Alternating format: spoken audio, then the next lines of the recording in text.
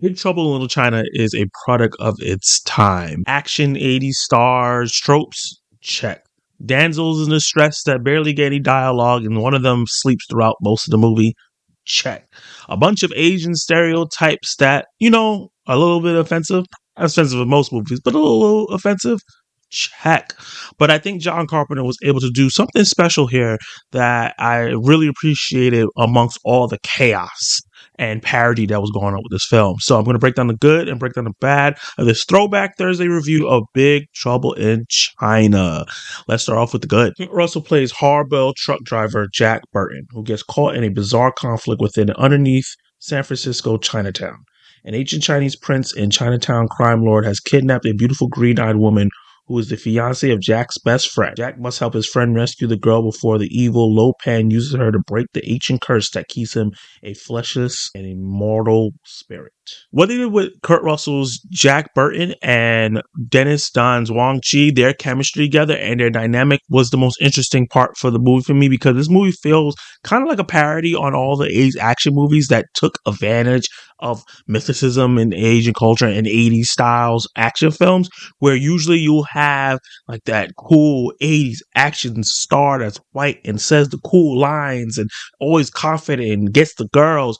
And yes, Jack Burton does a lot of those things, but he's not the main character really here. He does take the sidekick role, which would usually be the best friend of the Asian guy. And I like that he flipped it on the head a little bit, while like we're seeing a lot of the adventure through Jack Burton's eyes, but he's a fish out of water. He's out of place. He really doesn't feel like he should be in this movie at all. He fumbles and bumbles through the film a lot of the times, just not being able to fight any of the evil that's going on, hurting himself in the process of trying to help, disappearing off screen when he's trying to find a way to fight, and Wong is already taking care of everything. And on the flip side of that, Wang Chi, a character that is a hopeless romantic, but also a badass, which is not a combination you get to see in a lot of Asian characters, especially in the 80s, but even now in American cinema. He's really the main character here. This is really his driving story. He's really the person that is pushing everything and is trying to save his loved one. And he would normally be the sidekick in this type of story, but he's really had all the main character attributes that you would apply to normally in other kinds of movies. So I really like that he subverted those expectations and did it in a very subtle way where you don't even realize that Jack Burton is not really doing a good job. And he's always confused. He's always asking questions, which is very understandable because a lot is going on in this film. So I would have been asking questions as well. But I love how loyal he is to Wong. And he's like, this is my guy. The description of the movie said that they were best friends. I never really got that idea that they were best friends, but I knew that they were friends. They knew each other, and how loyal he was and how willing he was to help Wong and the empathy he showed as his character progressed was really, really entertaining and really interesting. The one-liners and everything that Kurt Russell was able to execute were great, and I think he did a great job as this spoof on the 80s style character that, he's already played action heroes before. So that was really cool for John Carpenter to set that up, and I really loved Wang Chi as a character as well. That's a version of those dynamics and the character traits and everything, and the parody of the action film, and also parody of how America perceives Asian action films as well, was really stuff that made me really interested in what was going on. But other than that, the MVP to me was James Hong as David Lo Pan.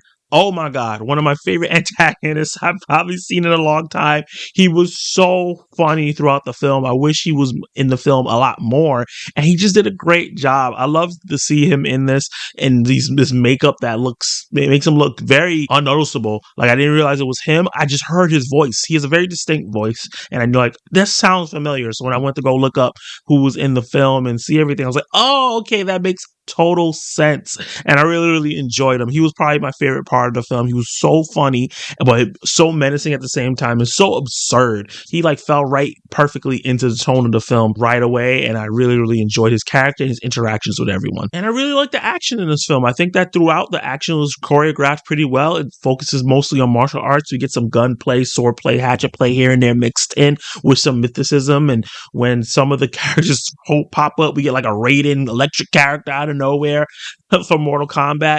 But A lot of the action was done really well. It was really entertaining. It didn't have any heft or intensity, but it was just really entertaining and fun. And the third act just went totally bonkers because everyone started getting powers, and it was really, really fun to see. And I really loved the interaction between Wong and that last guy that just kept flipping all over the place, and they were like fighting with swords.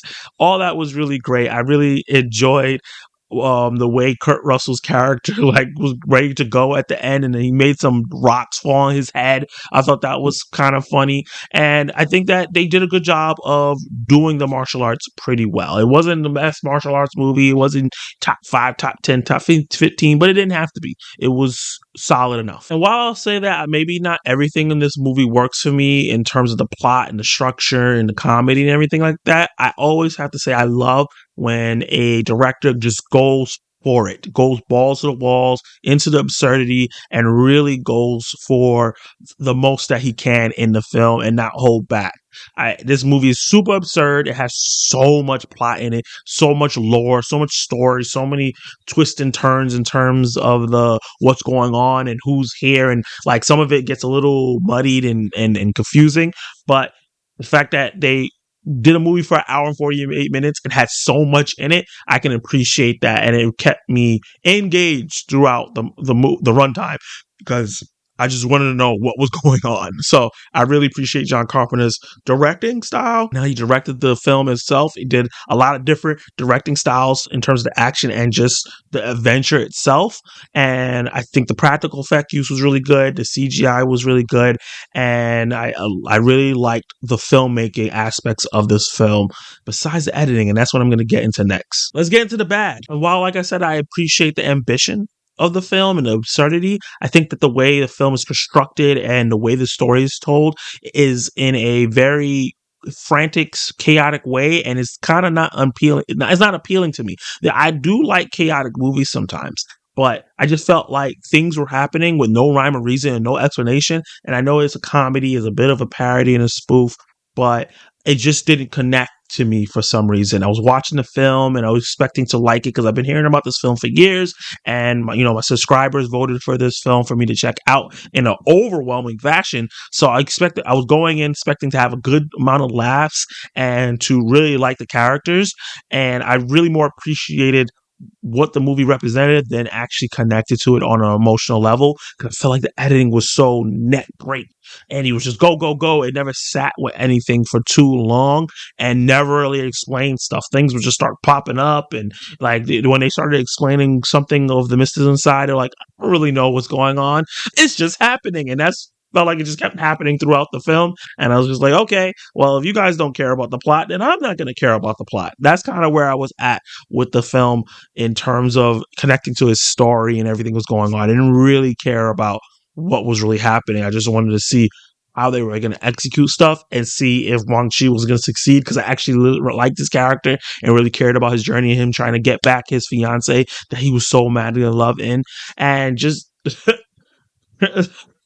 Kurt Russell's character, I'm always mixing their names, is Jack Burton's character, and his romance with the reporter lawyer chick didn't work at all for me. It was so random and weird, and they didn't execute that well at all. I don't know if that was just supposed to be a joke about how they force the characters to go like be in love in a lot of 80s action films, but it just didn't work for me. I just thought it was so random and a little bit of a little creepy at first, because she just kept trying to kiss her, and I was just like, what the hell's going on? And while there's a lot of amusing parts of the film where I was like, okay, it gave me like a little bit of smile, maybe a chuckle, it wasn't as funny as I thought it was going to be.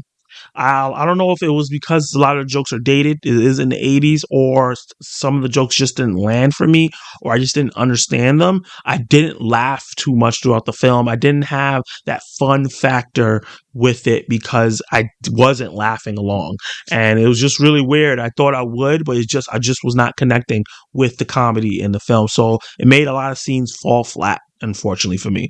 But I know that other people love the comedy and think this is a great fantasy adventure. Just for me, I didn't really get it, unfortunately. Let's get into my verdict. So overall, I can say I can appreciate this film from an objective standpoint on how it is a cult classic. It is a film that I can see a lot of people having fun with. I just didn't. And it has a lot of interesting things, like I said, with Jack Burton and Wong Chi's characters and how they kind of subvert and flip those tropes on his head. And honestly, I really love the antagonist and how fun that is. But the rest of the movie, it's not something that I could say that I could recommend to people or I would ever watch again, unfortunately. And this is something that I'm glad I got to see it because it is part of cinema and part of history and is one of the best directors of all time. One of his films that people laud. So I'm glad I got to check it out, but it's just not something that's for me. So with that said, I'm going to give a Big Trouble in Little China a C. Did you like it? Did you hate it? What would you personally rate Big Trouble in Little China? Do you get some of the stereotypes and things that happen in the film? Does it age well for you? Do you not care? Do you think it's just a fun adventure? I didn't really mind that because I knew it was an 80s film, so I knew some of the stuff in there is not something that would be acceptable for this 2023, but it didn't affect my viewing because I knew that I have to not think about that because when the movie was created. But did you love the characters? Did you love the subversion? Did you catch the subversion that the main character that Kurt Russell was playing wasn't really the main character? Yeah, drop all those comments down below. Let me know what you guys think and subscribe to the channel so you can be part of the Throwback Thursday series and have so much fun with us. Get to vote on movies that I've never seen before that are old school, 5, 10, 15, 20, 30 years ago. They're of a big assortment of different kinds of films. And you can watch more of my content right now.